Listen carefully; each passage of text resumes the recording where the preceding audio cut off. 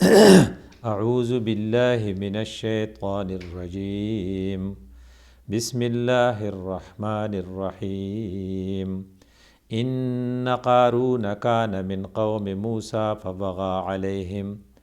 وآتيناه من الكنوز ما إن مفاتحه لتنوء بالعصبة أولي القوة إذ قال له قومه لا تفرح إن الله لا يحب الفرحين وابتغ فيما آتاك الله الدار الآخرة ولا تنس نصيبك من الدنيا وأحسن كما أحسن الله إليك ولا تبغ الفساد في الأرض إن الله لا يحب المفسدين صدق الله مولانا العظيم رب اشرح لي صدري ويسر لي أمري واحلل عقدة من لساني يفقهوا قولي. دولت یو طرف ته د الله نعمت ته او بل طرف ته انتهایی غټ ازمیخ یا امتحان دی. دولت چې راشي نو د ځان سره عداوت راوړي.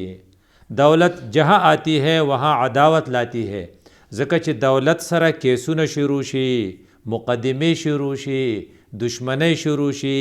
حسدونه شروع شي او تر دې پورې چې مرګونه شروع شي. هغه یورپی کم فلسفی چې دی هغه وی طاقتور اور دولت کی کیل، طاقت اور دولت کی کیل انسان کو جنگلی جانور بنا دیتا ہے. دا غینا دے زنگلی جناور شي او چې کله دے زنگلی جناور شي پھر یہ حریص انسان بن جاتا ہے او د دې ټول لغټ کار سي طاقت کا حصول،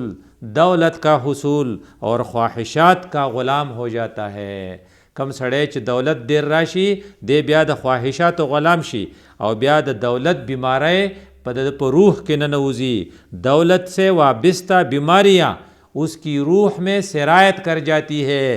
او دا غې نه بیا په دې کې بیماری سدي. نمبر 1 ظاهرداری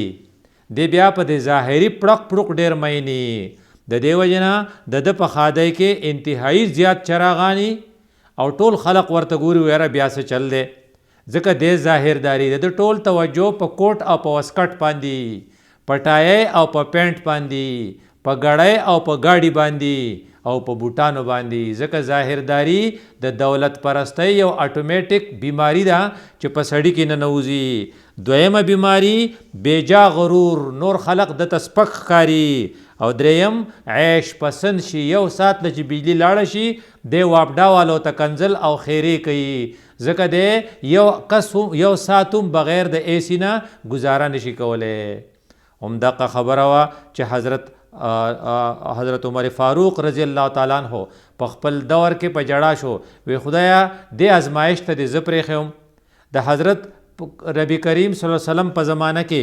یو ورځ لوږه، یو ورځ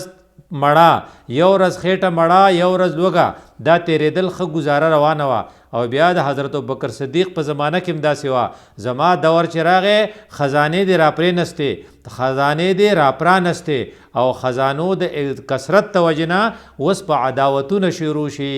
یا الله دې ازمایښت ته دې زه ساتلی وم. بل طرف ته د هغې صحابي واقعه چې صحابي رسول الله صلی الله علیه وسلم سره یو ځای مونځ کوي خو دعا ته نه ایساریږي. حضرت ته تپوس کوي پلانی دا ولې تادی کې؟ وی جی کور کې کپړه شته نه، یوه کپړه ده ما پې ځان پټ کړی مونځ مې ستا سره وکړو. د کور خلق به دې ته انتظار کوي زما دا کپړه چې هغې واچوي نو بیا به هغې مونځ وکړي ځکه تادی کوم. صحابي چې رسول الله صلی الله علیه وسلم دا التفات یا دا مهرباني ولیده نو فورا وی د الله رسوله که ته ما ته دعا وکړې او زما دا غربت ختم شي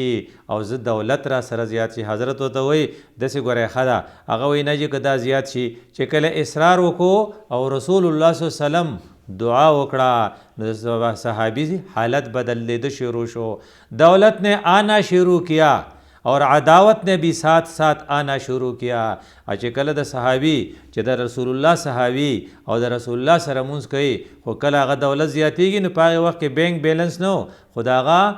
ګډې او بیزې زیاتې شوې او د ګډو بیزو د حفاظت دپاره هغه بیا د مدینې منورې نه شفت شو. کله چې بیا ځنګل ته یا پټو ته لرې لاړ نو بیا تې منځونه د امامتۍ پاتې کېدل شروع شو، حتی کې چې دې حد ته ورسېد چې صرف د جمعې منځله به راتو. ړومبنی نقصان یې وشو د پیغمبر په امامت کې او د هغه په اقتدا کې. یو مونځ کول څومره قیمتي عملو، خو د دولت د وجې نه ته محرومه شو. او بیا نعوذ بالله دومره بدقسمته ثابت شو چې کله د زکات آیاتونه رالل او رسول الله صلی الله علیه وسلم خپل استازی په هغه پسې ولېږو چې پتا په دې بیزو کې دومره زکات دی. هغه وی زکات مکات منم نه، ټیکسونه ورکولی نشم. هغه ورځې را یاده کا چې د حضرت په خوا کې و او اوسنۍ ورځې را یاده کا، ځکه دا سیسټم د ده په مزغو کې دا غرور، دا تکبر، دا حرص، دا دولت واچاو. دولت کی بیماریاں روح کے اندر سرایت کر جاتی ہے. او صحابی په کې سرایت وکړو نو حضرت وی د زکات په موږ ناخلو چې په ځان پوه شو نو حضرت لی راوړ خو حضرت تی ناغستو. دغه دپاره یو قسم له د توبې دروازه بند شوه. او بل طرف ته هم هغه سړی چې د حضرت ابوبکر صدیق په وخت کې ټرای وکړه، هغه وی رسول الله نه دی اغستی زه به یې څنګه والم. د دې نه بل بدقسمته سړی نه چې هغه خیرات ورکوي او خیرات والا وایي چې ستا دا پکې نه پرېږدو. دا دومره سپیره شي چې بیا د خیرات څوک نالي. او حضرت عمر فاروق ته بیا ریکویسټ وکړو، هغه وی نه جي سوال نه پیدا کیږي چې کم زکات رسول الله نه دی اغستی به زه څنګه واخلم. نو دغه سړی بدقسمت دنیا نه لاړ شو. دا ولې دولت اپنا کام کر گیا. خو کومو خلقو ته چې دولت میلاو شي نو د دولت ایکسټریم چې دی هغې ته موږ قارونیت وایو. د هر شي یو ټرمینالوجي ده. لکه کم خلق چې سخیان دی موږ وایو حاتم طایی دی، او کم سړی چې ډېر مالداري موږ وایو د قارون نوم نه خزانه ده وسره، او کم سړی چې ډېر ظالم بادشاهي موږ وایو فرعون دی. نو فرعون دی نو څنګه چې فرعون په ظلم او په زور کې نوم اغستی دی، نوم ګټلی دی، همدغه رنګې قارون په دولت کې نوم ګټلی دی. نو قارون سو الله د قارون قصه کوي، دولت څومره ډیرو او د موسی رشتہ دارو. ان قارون کان من قوم موسی، دا خو دغه کزنو خو فبغا علیهم، د موسی د ملګرو سره زیاتې بکاو او د فرعون ملګرتیا اختیار کړې وه. او کله چې د حزب اختلاف سړی د حزب اقتدار ایوان ته لاړ شي نو حزب اقتدار خامخا بیا په هغه باندې د نوازشونو باران کوي. نو فرعون باغله ټیکې ورکولم شروع کړي د نن سبا په زبان کې، او هغه له به یې تحصیلدارۍ هم ورکړي او پټواریان به هم هغه ته حواله کړي. نو هغه څه کول؟ هغه به بیا د خلقو سره ظلم کاو. نو پیسې ډېر شی وګټلې. نو د قارون سره دولت څومره و، الله چې د هغې کوم پکچر پیش کړی و آتیناه من الکنوز ما ان مفاتحه، موږ ولا دومره خزانې ورکړې وې چې د هغې خزانو د ګیټونو چابۍ د هغې د تالو چابۍ هغه دومره درنې وې لتنوء بالعصبة اولي القوه. په هغه ورځو کې خو ټرالی نه وې که نه چې چابۍ په ټرالی کې اچولی وې، نه هغه چابۍ دومره وړې وې ځکه خو طالب هم د لرګي وې او غټه غټې چابیانې به یې وې. هغه چابیانې به یو ګروپ و، یعنې د پهلوانانو یو ګروپ و چې کله اوچتولې نو کاږه به ورسره تلل. تنوع چې سړی ځمکې ته بیا مایلې اوچتولی نه شي، دومره ډېرې وې. دې نه ته پته ولګوه چې د قارون دولت څومره ډېر و. خو یو طرف ته قارون څه چل کړی و؟ د خپل کزن موسی علیه السلام سره غداري کړې وه، د خپل نسب د خپلې قبیلې خلاف د ظالم بادشاه ملګری شو، او بل طرف ته د هغې سره زیاتی کول، او د هغې په نتیجه کې قارون ته دولت ډېر میلاو شو. خو په هره زمانه کې ښه خلقي، نو په هغې زمانه کې څه ښه خلقو قارون ته نصیحت کوي چې ستا را دولت ګورې په بهترینه طریقه ته استعمالولی شي او په دې کې د خیر ډېرې پهلو دي، خو ستا ورته فکر نه دی. نو قارون ته چې کوم نصیحت د هغې زمانې خلقو کړی و، الله هغه نصیحت ما تا په صورت قصص کې کوي. په صورت قصص 76 77 او 78 نمبر آیاتونه دا په دې حواله دي. په دې کې د مالدارو خلقو دپاره د خپل مال د بهترین استعمال بهترین پوینټونه دي. ډومبنی پوینټ ته ګوره، او ته څه وایي؟ اذ قال له لا تفرح، هغه ته وی چې ګورې ډېر پړسېږم. کله چې فرحت او خوشحالي د غرور حدونه کراس کی او کله فرحت او خوشحالي د اسراف شکل اختیار کی او کله فرحت او خوشحالي د بخل شکل اختیار کی او کله فرحت او خوشحالي د غرور او د تکبر شکل اختیار کی نو بیا د دینه ناسور جوړ شي ان الله لا يحب الفرحين د خدای پاک د سي خلق خوخ نه چې هغه د خپل دولت سره غلط استعمال د وجنه او د غلط د وجنه د غي په ذهن کې یو خناس کینی او هغه بیا نور خلقو ته سپک ګوري کله چې دولت ستا سره راشي نو بیا د هغې د اظهار چې کومې طریقې زما ستا په زمانه کې دي دا د تفرح یا د فرحت مختلف شکلونه دي لکه شادي کې ډزې کول کم خلق چې په خپلو ودونو کې هوایي فایرنګ کوي دی تفرح کوي او هغه ته لا تفرح ما تا چې څومره زموږ په ودونو کې هوایي ډزې کیږي گویا کې مونږه دا تفرح شکاریو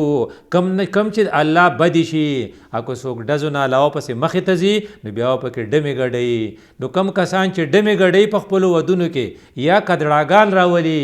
دا خلق ټول چې دی دا د تفرح شکار دي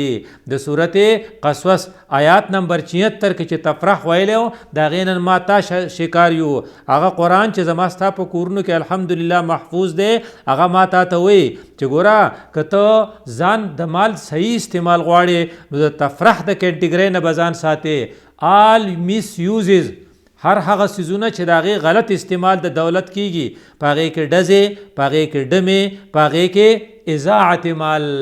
چې د لسو کسو د پاره تا د شلو کسو پخلی کړی او باقي د لسو کسو هغه توی کې او ځای په ځای وریجې توی شوي دې ته اضاعت مال وي او په الله چې کومې خبرې بد لګي نو رسول الله وسلم فرمایي وکره لکم قیل وقال وکثرت السؤال واضاعت المال خدای چې ستاسو د پاره کومه خبره بده ګڼي په هغې کې یو ډېرې خبرې دي قیل وقال پلانی دي سوی پلانی دي سوی ایو پکې کثرت سوال ډیر تپوسونه دي کار د کار نه هر وخت تپوس کې او دریم نمبر و اضاعت المال نو کم خلق چې خپل وریجې ضایع کوي د اضاعت المال شکار کیږي او کم خلق د دې یو بل تصور اسراف بیا چې په لسو کار کیږي د سل لګي او د سلو ته اسراف وي دا 90 چې د ولګولې ان الله لا يحب المسرفين او هر هغه کار یو اسانه فارموله د رسول الله صلی الله علیه وسلم په یو حدیث کې ښوولې ده چې ته کله خرچه کې یا ګټه کې نو ستا که درې خبرې پتا کې وي نو ته فی سبیل الله نه فی سبیل الشیطان ته چې روانې یا به د شیطان په لار روانې یا به د رحمان په لار روانې کو ته وای چې زه د شیطان په لار نه یم نو دا درې ټکي به پوره کوې و ان کانا خرجا کوئی کم سړی د خپل کوره اوت یسعا چې محنت کاو منډه ترړی والا خرچه کوله آمدني استا ریاء و مفاخرا د پاره د ریاکارۍ چې علم به یاد ساتي او د پاره د فخر چې پلانی ته غټ کاره شم ریاء چې ته عمل کې چې خلق می صفت وکي او کله چې هغه په فیسبوک په نیټ باندې لاړ شي او ټوله دنیا وي یاره خو زبردست کار کړو اته په دې اړه کې خوشاله چې دې ته وی ریاء و مفاخرا چې رو عزیز د تسبخ کار شي ته په اوچت شي او ته فخر کوي چې مړه دا سالم دی کار خو زمونږ دی نو حضرت د الفاظ اخیری ډیر خطرناک دي هوا فی سبیل الشیطان هوا فی سبیل الشیطان د شیطان په لار کې دی دیو جن وړومبنی شرط زما ستا لپاره دا شو چې الله ما تعالی خپل نعمت چې هغه مال دی او هغه راکړی دی مال ته موږ فضل وایو دیو جن د هر مانځه نه پس چې موږ د جومات نه بار ته راوځو نو موږ دا دعا کو اللهم انی اسألک من فضلک خدای ستانه حلال مال غواړم دا په دغه دعاګانو چې چا غوښتلی په هغې باندې د خرچ په وخت کې وړومبنی شرط پوره کا لا تفرح پړسېږه ما ډزې مه کوه ډمې مه ګډوه او د مستۍ نه چوه ما کم خلق چې د مستۍ نه چوي نو ټول کلی ورته خیرې کوي وی بیګان خوب نه دی کړی بیګا یې ډزې کولې او بیا تر دې پورې چې یو قیمتي انسان تا ته ووایي چې ډاکټر صاحب زما د موټر د مخکنۍ شیشې ته ګوره په دې کې ګولۍ راله او دا پکې ننوته او دا شیشه یې ماته کړه او ګولۍ ته اخوا ووته نری چره وه او دا د هوایي فایرنګ نتیجه وه د هوایي فایرنګ دې ته وایي سټری بولټ هغه بولټ چې هغه ورکه شوي او هغه د چا په سر کې ننوځي ډېر خلق ترې مړه شي دې وجې نه وړومبنی شرط په دا پوره کوو چې راځئ چې الله مال راکړی دی چې د لا تفرح شکار نشو ځکه چې په صورت قصص کې مونږ ته الله ښوولی و چې دولت مې درکړی خو ګوره احتیاط کوئ نو کو به پیسو نو ورپسې دویم شرط تا دی وابتغې فیما آتاک الله الدار الاخره تا سره چې کوم دولت دی په دې باندې په آخرت کې بنګله کېږي ځان له والا خلک خو تا ته مشوره درکوي چې هلکه پیسې سره ډېرې دي په حیات آباد کې یو بنگله ده او هغه په دوره کېږي نن سبا افغانیان روان دي واپسو بنگلې نسبتا ارزاني شوي دي هلته بدله والو بل وینا یاره اسلام آباد ښه دی بل وینا په لاهور کې د ګلبرګ کې به والو او چې ډېر زیات مالداري د هغه د نواز شریفو او د زرداري په شان وي یاره سیرې محل به ډېر ښي په انګلینډ کې خو یو بل سړی یا یو بل ذات یا یو بل نیک سړی تا ته وایي نه یو بله خبره ته ښیم په دې پیسو باندې په جنت کې ځان له بنګله والا وستا سرے محل سے لے کر نیویارک اور لندن اور لندن سے لے کر گلبرگ لاہور اور گلبرگ سے لے کر کلیفٹن کراچی اور اس سے لے کر پھر حیات آباد پشاور د دې ټولو نه ښه بنګله به ګورې د آخرت بنګله یي وی دا په څو کېږي وی دا ځان لواله وی ګوره یوه خبره خدا ده ان الله اشترى من المؤمنین انفسهم و اموالهم خدای پاک د هر څه مخکې نه تاسو نه اخیستي دي تجارت خو شوی دی بان لهم الجنه د دې په بدل کې به تعالی جنت درکوي دا د سوره توبه آیات دی په دې کې څه شک شته نه خو ته لږ ارینجمنټ وکړه اذان له پکې سواله وی څنګه والم وی یو اسانه طریقه راته ښیم او رسول الله یو طریقه کړې ده که ښکلې بنګله غواړې که نه نو دا حدیث ځان ته مخې ته که من بنا لله مسجدا بنا الله له بیتا فی الجنه چا چې ځان له د الله د رضا دپاره ښکلی جومات جوړ کو خدای بوله په جنت کې ښکلی کور ورکړي آسان پروسیجر شو کو نورس نشي کولی د په خپله محله کې بعضې نیکان خلق په کراچۍ کې دي او هغه لګیا دي او تاله په بابوزو کې جومات جوړوي ځکه هغوی دا حدیث فالو کړی دی او خپل دولت هغه په میاخانه په سنګاو لګوي دې وجې نه تم دا کنسپټ خپل جوړ کا نو که ستا په کلي کې د جومات ضرورت نه که نه نو بیا په علم کې به ضرورت او که په علم کې ضرورت نه نو د سند په هغې دغه کې به ضرورت نو ته د ښو خلقو سره رابطه وکړه او هلته دا کار وکړه ځکه چې ستا دپاره وابتغې فیما آتاک الله الدار الاخره دار کور ته وایي د آخرت کور ځان له جوړی که نه نو دا یو پروسیجر وکړه یو بل پروسیجر دا دی چې که فرض که ته د خپلې پیسې ولګې نو د مردار مرګ نه به بچ شې وی دا کوم څه دی وی الصدقة تطفئ غضب الرب وتدفع میتة السوء صدقې ډېرې ورکوه چې خدای درته غوسه نه او صدقې ډېرې ورکوه چې د خراب مرګ نه بچ شې او بیا دا چې تا ته چتریم پکار ده که نه ځکه چې د قیامت په ورځ به صرف نوري صرف ګرمي به سوری خو به نه نو چترۍ به نه وړې نو چترۍ څه شی دی وی ذل المؤمن یوم القیامت صدقه د قیامت په ورځ چترۍ صدقه ده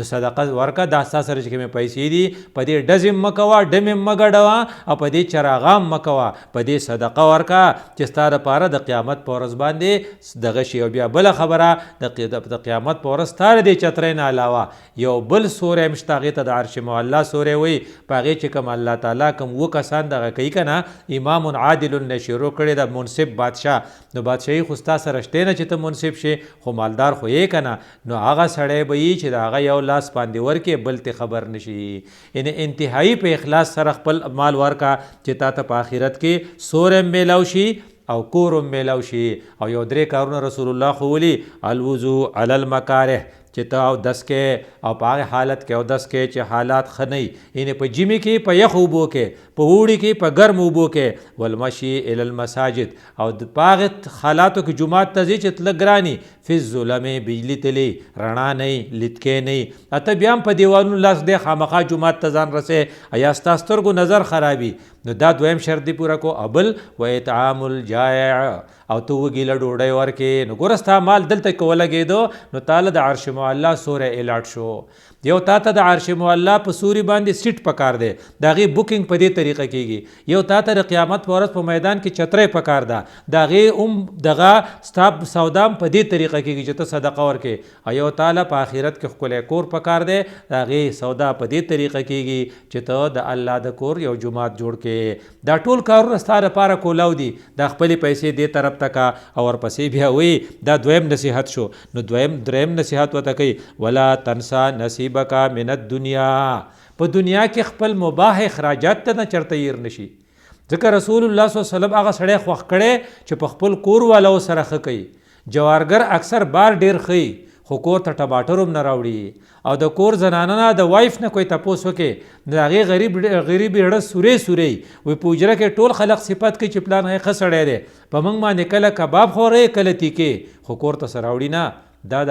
الله د رسول په نظر کې ښه سړی نه دی ښه سړی دغه دی ولا تنسا نصیبک من الدنیا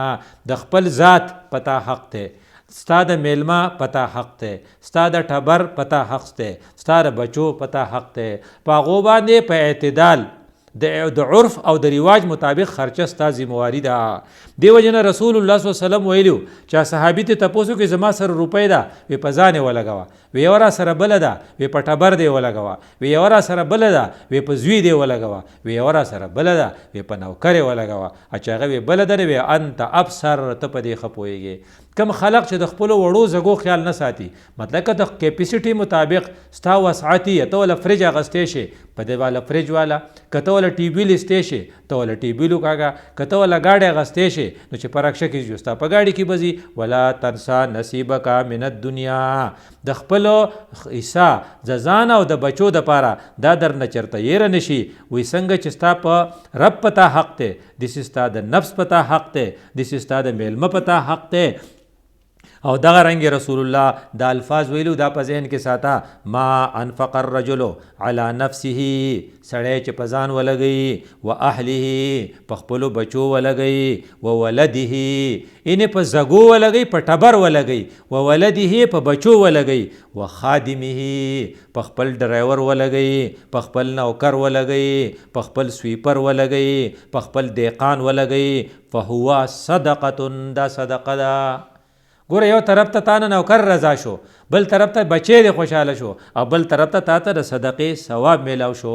نو ولا تنسا نصیبک من الدنیا دای سلورمو نو بیا ورته سوی دغه ورته وی دریمو نمبر 1 ځان لپاره په آخرت کې کور والا نمبر 2 د خپل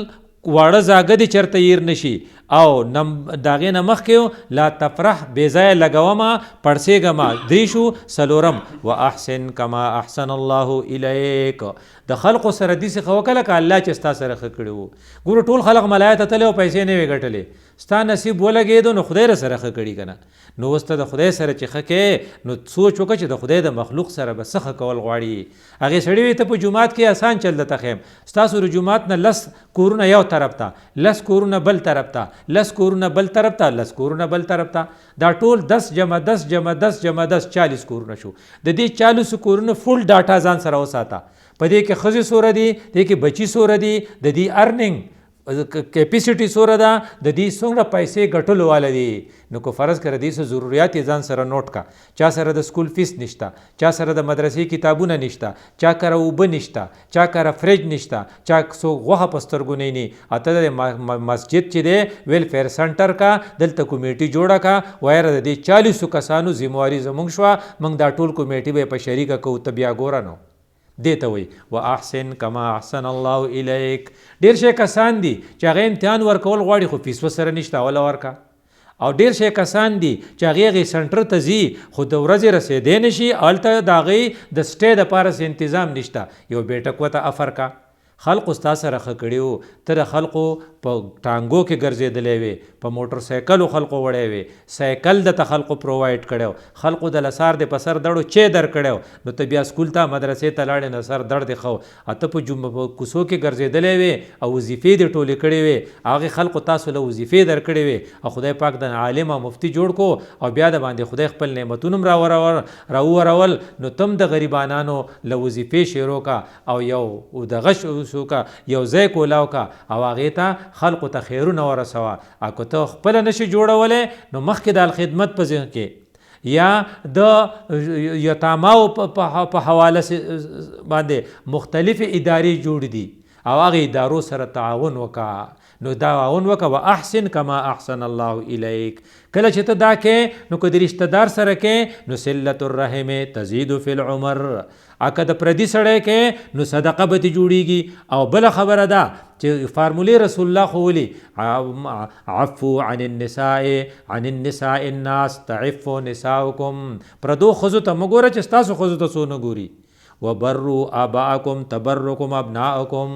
او د خپل پلارانو سره ښه کوئ، محنت کوه، ځکه ته سبا پلار کېږي چې ستا بچي ستا سره ښه وکړي. دا ټولې خبرې په ذهن کې ساته او د خلقو سره د ښه کولو کوشش کوه په هر لیول. که پلار دی ورسره ښه کوه، که بوډای ورسره ښه کوه، که بادشاه عادل دی هغه سره ښه کوه، دا که بوستانه مشري په عمر کې هم سره کوه، که اهل القرآن قرآن ورته یادي او عالمي د هغه هم سره ښه کوه. د دې عزت کول د الله عزت دی. دا ټول پوینټونه ستا په ذهن کې واحسن کما احسن الله الیک. او بیا آخري نصیحت ورته کوي ولا تبغ الفساد فی الارض، په ځمکه کې فساد مه پیلاوه. ته چې هوایي ډزې کې په چا ولګي فساد دې پیلاو کو. تا چې چراغان کړی دی ټول خلق درته زیریږي او ټول خلق خیرې کوي، ځکه بجلی ګرانیږي او ورځ تر ورځه ګرانیږي. خلق د بجلی بل نشي ورکولی، د هغو کره پکې نشته او ستا کره په زرګو بلفونه وي مرچکي لګولي وو. دا ټول چې ته کوې دا ټول تا ته خیرې کوي. او کم خلقو چې ستا د ډزو د وجه نه بیګا خوب نه دی کړی او ماشومان په کورونو کې جړل هغه ټول تا ته خیرې کوي. نو چې کله ته د خیرو مرکز شوې نو فساد شروع شو. وی ګوره د دریاب ته وګوره کنه، په دریاب د پاسه بخاراتی، خو دریاب سخی دی، دا بخارات پر تمامه دنیا کې خواره کی، نو ځای په ځای بارانونه وشي نو ټول خلق مزي کوي. نو دریاب ځکه دریاب دی. نو تم د دریاب په شان چلو کا. که الله تعالی دولت درکړي نو دا دولت په کور کې ساته ما،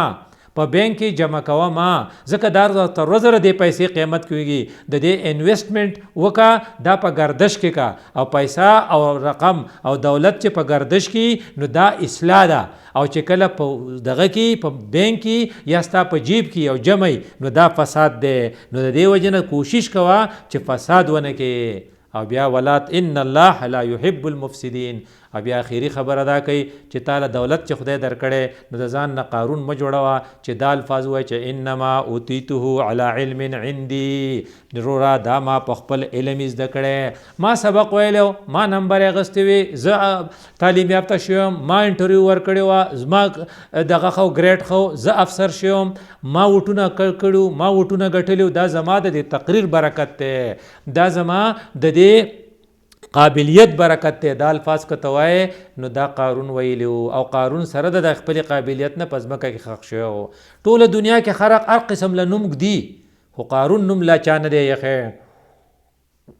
ځکه ټوله دنیا ته نفرت کوي. نو کوشش کوا که چرته ڈسکشن راشي نو چرته دا ونه وایه چې میں اپنی لیاقت کا ثمرہ سمجھتا ہوں. دا تاو په غلط فهمی کې واچي او بیا به تو ورځ تر ورځه خرابېږي. دولتمند کو جب یہ سمجھ آتی ہے کہ مجھے جو کچھ ملا ہے علم کی بنیاد پر ملا ہے، لیکن یہ علم اس کو یہ نہیں بتاتی کہ بہت سے لوگ اس دولت اور علم کے باوجود بھی ہلاک ہوئے. اگر وہ یہ کہتا ہے کہ میں نے اپنے ناخن تدبیر سے تمام عقدے حل کر لیے ہیں، وہی زی سکوم زاسن گریڈ 1 ما او زاسن 20 تر رسیدلې ما اكو زه ریټایر شم زما با دومره